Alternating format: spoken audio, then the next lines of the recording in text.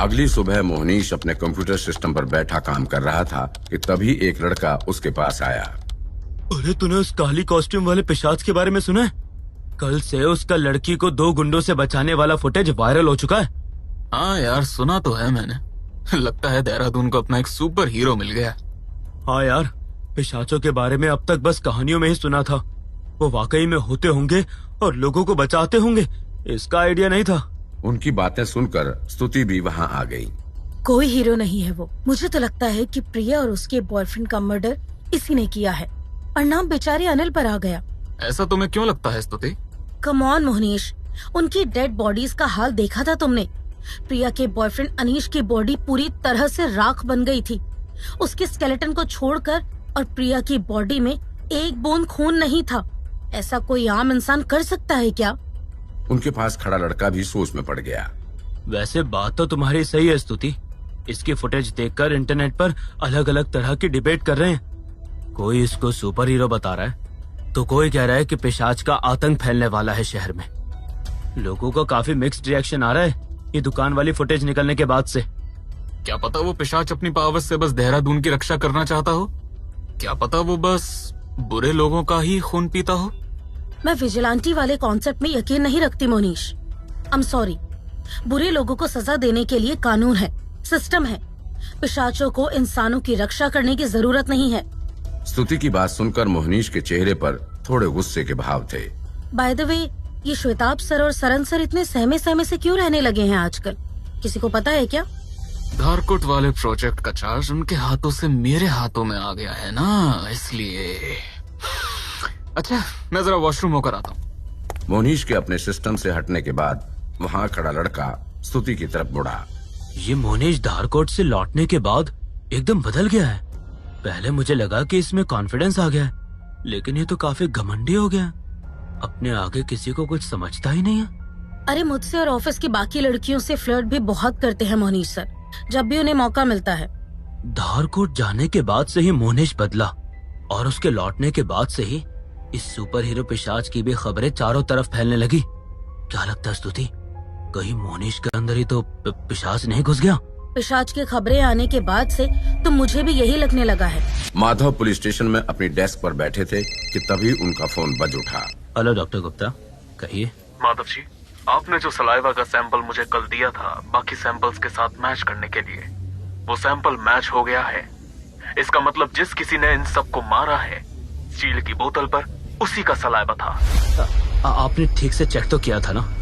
ऐसा भी हो सकता है कि कुछ गड़बड़ हुई हो। नहीं इंस्पेक्टर साहब, मैं पूरे दावे के साथ ये बात कह रहा हूँ, लेकिन आपकी आवाज क्यों डाउन हो गई? आपको तो खुश होना चाहिए कि इन सब का कातिल आपके शिकंजे में आने वाला है। हेलो माधव जी, आप हैं ना लाइन पर? हेलो डॉक्टर साहब, मैं आपसे थोड़ी देर में बात करता हूँ। माधव के चेहरे पर तनाव साफ दिख रहा था। दूसरी तरफ ऑफिस खत्म होने के बाद मोहनीश अपनी गाड़ी में बैठकर आगे जा ही रहा था, तभी उसे सुनसान सड़क पर एक काली गाड़ी सड़क के बीचों बीच खड़ी दिखाई दी। मोहनीश ने यह देखकर अपनी गाड़ी की स्पीड धीमी कर ली। ये सड़क के बीचों बीच किस बेवकूफ ने गाड़ी खड़ी कर दी? तभी अचानक से राइफल लेकर आए 4-5 लोगों ने चारों तरफ से गाड़ी को घेर लिया। उन्होंने गाड़ी के शीशे की तरफ बंदूक तानकर ट्रिगर दबा दिया। गाड़ी का कांच सामने से दाईं और बाईं तरफ से पूरी तरह से टूट चुके थे। उन बंदूक पकड़े लोगों ने एक दूसरे की तरफ देखा। ये मर तो गया होगा ना? इतनी गोलियों से इंसान तो बच नहीं सकता, पिशाच भले ही बच जाए। तू जरा जाकर देख। उनमें से एक आदमी आगे गाड़ी की खिड़की की तरफ बढ़ा और अंदर झांकने की कोशिश करने लगा। तभी अचानक से एक चौड़ा नीला हाथ खिड़की से बाहर आया, जिसमें खंजर जैसे पैने नाखून थे। उस हाथ ने कार में झांक रहे आदमी के चेहरे को पकड़ लिया। बचाओ, बचाओ मुझे! अबे ये क्या? ये कैसा भयानक सा हाथ निकला इस गाड़ी में से?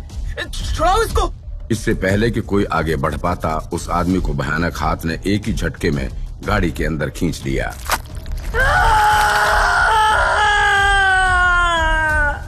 कुछ ही पलों बाद खून से सना एक कटा हुआ सिर गाड़ी के आगे वाले हिस्से से बाहर निकल आया। ये क्या? इसका सिर उखाड़ कर बाहर फेंक दिया उसने।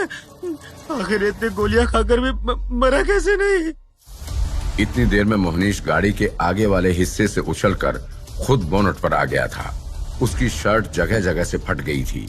उसके चौड़े नीले चेहरे और भयानक नीले पंजों के साथ लाल चमकती आंखें और धारीदार दांत बेहद भयानक लग रहे थे।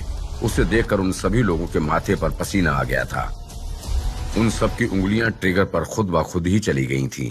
तभी मोहनीश की लाल आंखें एकदम से दहक उठीं और उनमें से निकली लाल लपटों ने सामने खड़े सभी लोगों के शरीर को लाल लपटों से दहका दिया। दूसरी तरफ माधव धीरे से मोहनीश के कमरे में गए। वो इधर उधर देख ही रहे थे कि तभी उनकी नजर बिस्तर के नीचे मौजूद काली पोशाक पर पड़ी। वो धीरे धीरे बिस्तर पर गए और उस काली कॉस्ट्यूम को बाहर निकाला।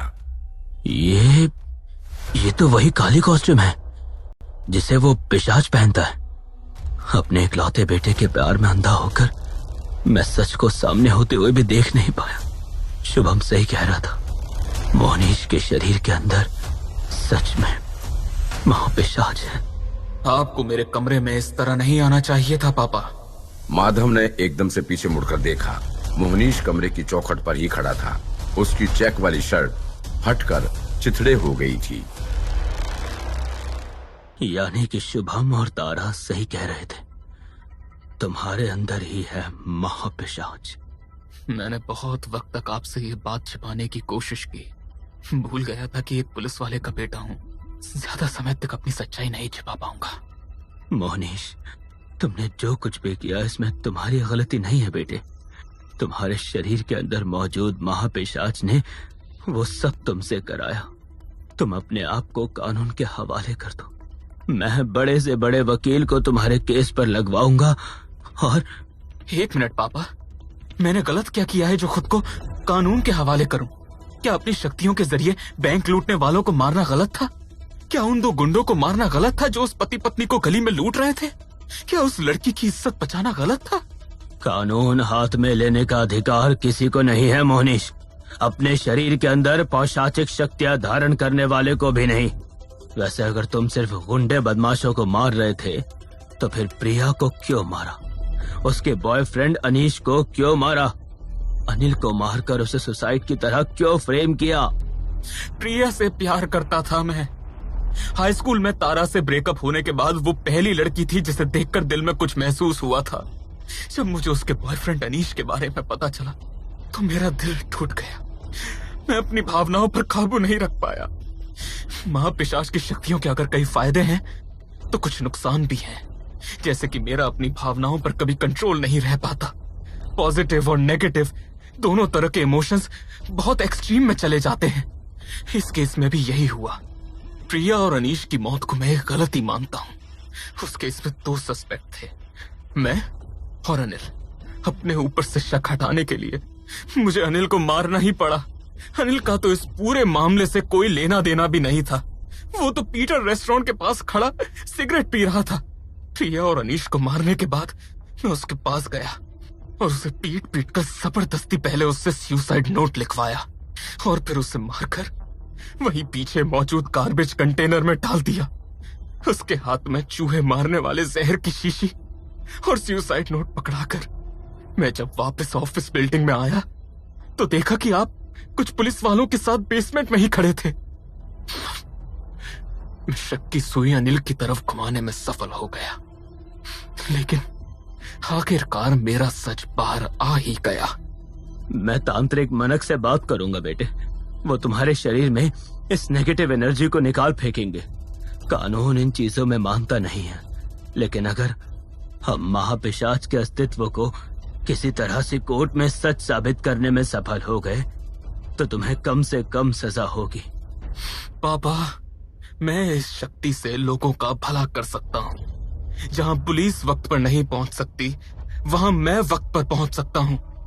मुझे पूरी जिंदगी कैसे लोगों ने अपनी ताकत दिखाने के लिए बुली किया है वो आप अच्छी तरह से जानते हैं।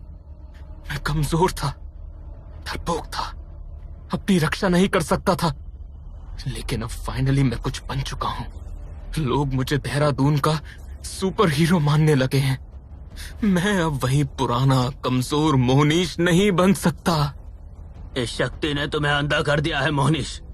तुम्हारे अंदर एक पिशाच है जो लोगों का खून पीता है। क्या तुम्हें वाकई लगता है कि तुम उसके जरिए लोगों की रक्षा करोगे? तुमने अगर कुछ बुरे लोगों को मारा है तो प्रिया, अनीश और अनिल की भी जान ली है। आगे और भी निर्दोष लोगों का खून तुम्हारे हाथों पर लगेगा, लेकिन मैं ये नहीं होने दे सकता। मेरे पास अब सारे सबूत हैं कि तुमने ही प्रिया और अनीश का खून किया। अगर तुम खुद इन महापिशाच की शक्तियों को नहीं त्यागोगे तो मैं दुनिया के सामने तुम्हारी असलियत ले आऊंगा। फिर जो थोड़े बहुत लोग तुम्हें किसी तरह का सुपर हीरो मानने लगे हैं वही तुम्हें गाली देंगे। बेहतर यही होगा कि इस महापिशाच को अपने शरीर से बाहर निकालकर तुम खुद को कानून के हवाले कर दो। पापा प्लीज, मैं आपको नुकसान नहीं पहुंचाना चाहता। मोहनीश, ये क्या बोला तुमने अभी? तुम मुझे नुकसान नहीं पहुंचाना चाहते? इसका क्या मतलब हुआ? अगर मैं तुम्हारी सच्चाई को दुनिया के सामने लाना चाहूं तो तुम मुझे भी मार डालोगे, अपने पिता को मार डालोगे? बोलो, जवाब दो। मोहनीश की आंखें लाल होकर चमकने लगी थीं। आप मेरी सच्चाई किसी को नहीं बताएंगे पापा। माधव के चेहरे पर अब घबराहट थी। उन्होंने मोहनीश को एक तरफ हटाकर कमरे से बाहर निकलने की कोशिश की, लेकिन मोहनीश ने तेजी से उनकी कलाई पकड़ ली। मैं आपको कहीं जाने नहीं दूंगा पापा। मेरी कलाई छोड़ो मोहनीश। मोहनीश की त्वचा का रंग एक बार फिर से बदलकर गहरा नीला हो गया था। उसकी लाल आंखें एकदम से दहकी और माधव का पूरा शरीर लाल लपटों से घिर गया।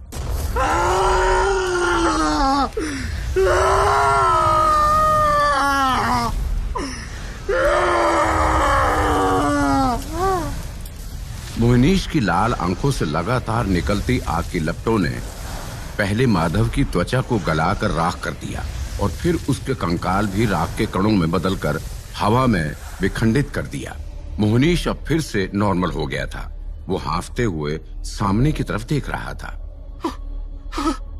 नहीं, ये मेरे हाथों से क्या हो गया? एक बार फिर मेरी भावनाओं के ऊपर से काबू हट गया था। अब बहुत देर हो चुकी थी। माधव का शरीर राख के कणों में बदलकर हवा में उड़ रहा था। पापा!